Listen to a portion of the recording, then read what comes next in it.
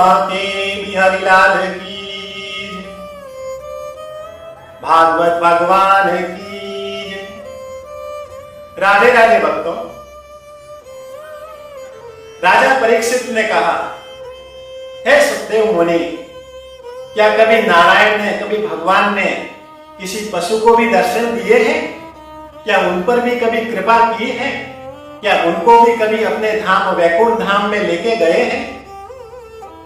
तब सुखदेव मुनि कहते हैं कि चौथे मनवंतर के अंदर भगवान नारायण ने हरि का अवतार लेकर गजराज को एक ग्रह के मुख से प्राणों की रक्षा की और उनके ऊपर विशेष कृपा की और उनको वैकुंठ धाम लेके गए हैं।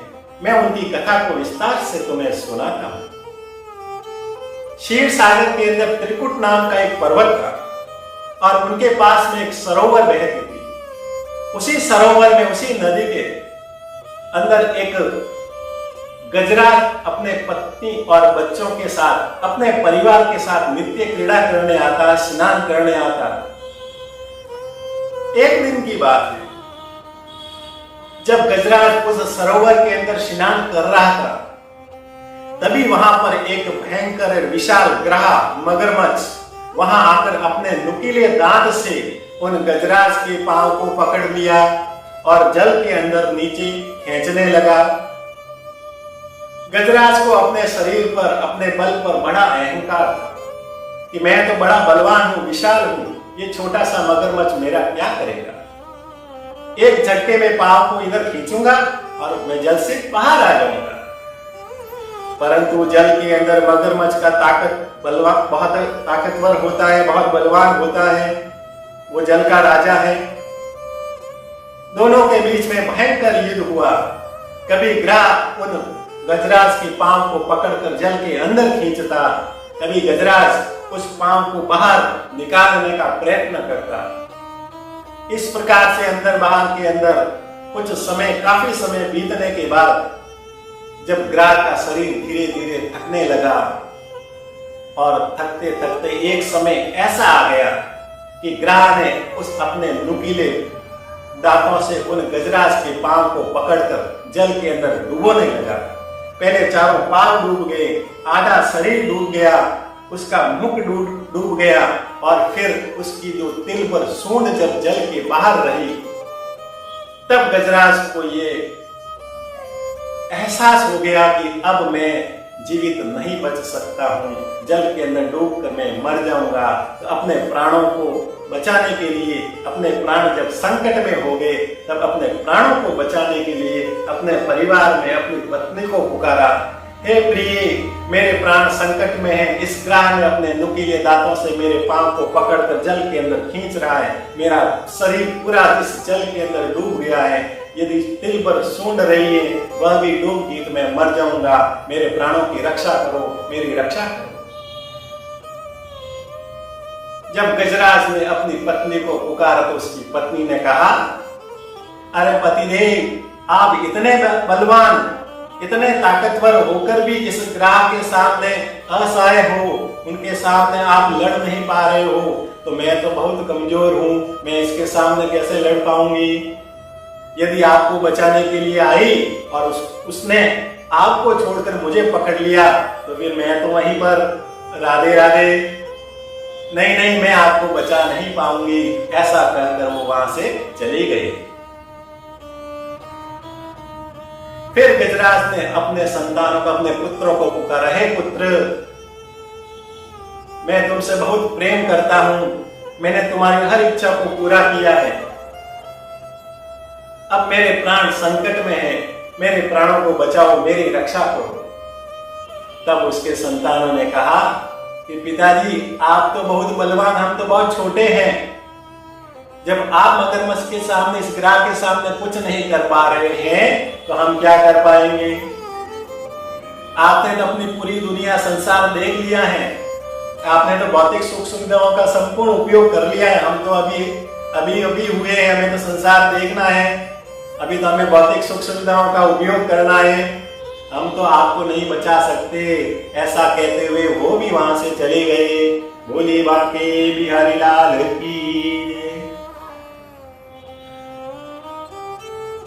जब अपने संतानों को पुकार कर अपनी पत्नी को पुकारा और वो प्राणों की रक्षा के लिए नहीं आए, और तब वो मन ही मन के अंदर विचार करने लगे, सोचने लगे, सूर्य नर मुनि सबके यह रीति, स्वार्थ लाग करही सब प्रीति।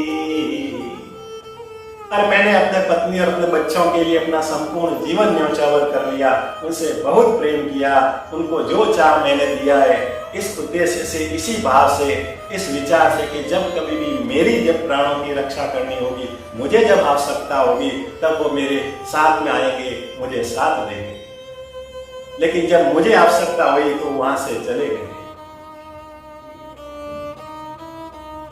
गज और ग्राह लड़े जल भीतर, लड़त लड़त गज हारियो, तिल भर सूंड रही जल ऊपर, तब हरि नाम उचारियो। अब देखा कि अब मेरा कोई नहीं है, जिसका कोई नहीं होता उसका भगवान होता है। ऐसा भाव रखते हुए उस गजराज ने भगवान नारायण को स्मरण किया, उनकी स्तुति की, हे नारायण, हे परम पिता, आप इस जगत के पालन करता हो, इस जगत के रक्षक हो, आप हर प्राणियों के हृदय के अंदर विराजमान रहते हो, आप दया निदान हो, आप करुणा निदान हो, आपको बारंबार नमस्कार। हे प्रभु, मैं आपको पुकार रहा हूं, मेरे प्राण संकट में, इस ग्रह ने अपने नुकीले दांतों से मेरे पांव को पकड़ लिया है, मेरा पूरा शरीर है वो जल के भीतर चला गया है, तिल पर सूंड रही है, यदि आप मेरे प्राणों की रक्षा नहीं की तो मैं जल में डूबकर मर जाऊंगा। जब भक्त सच्चे हृदय से भगवान को पुकारता है तो भगवान उनकी पुकार को अवश्य सुनता है। बोलिए बांके बिहारी लाल की। भगवान नारायण ने गजेंद्र की इस प्रकार की सच्चे हृदय से पुकार को सुनकर तुरंत गरुड़ रहित वहां से भक्त की प्राणों की रक्षा के लिए वहां से चलने लगे। जैसे आगे कदम बढ़ाए तो माता लक्ष्मी ने भगवान के हाथ पकड़ लिया और कहने लगा, प्रभु कहाँ जा रहे हो, अभी आधी रात हो गई है, यदि जाना है तो आप प्रातःकाल चले जाना, थोड़ा आराम कर लो। और ऐसा ही यदि आपका भक्त पुकार रहा है, उनके प्राणों की रक्षा करनी है, तो आपके इतने सारे पार्षद है, इतने सारे रक्षक हैं, कोई सबको किसी एक दो को भेज दो। भगवान ने कहा, नहीं देवी, मेरे जो चारों वेद के अंदर मुझे दया निदान, करुणा निदान, इसीलिए तो कहते हैं कि जब कभी भी भक्त मुझे पुकारते हैं, मैं उनकी प्राणों की रक्षा के लिए तुरंत पहुंच जाता हूं, इसीलिए मुझे पुकारते हैं। ऐसा कहते हुए भगवान गरुड़ के ऊपर विराजमान होकर गजराज के प्राणों की रक्षा के लिए वहां से प्रस्थान कर लिया।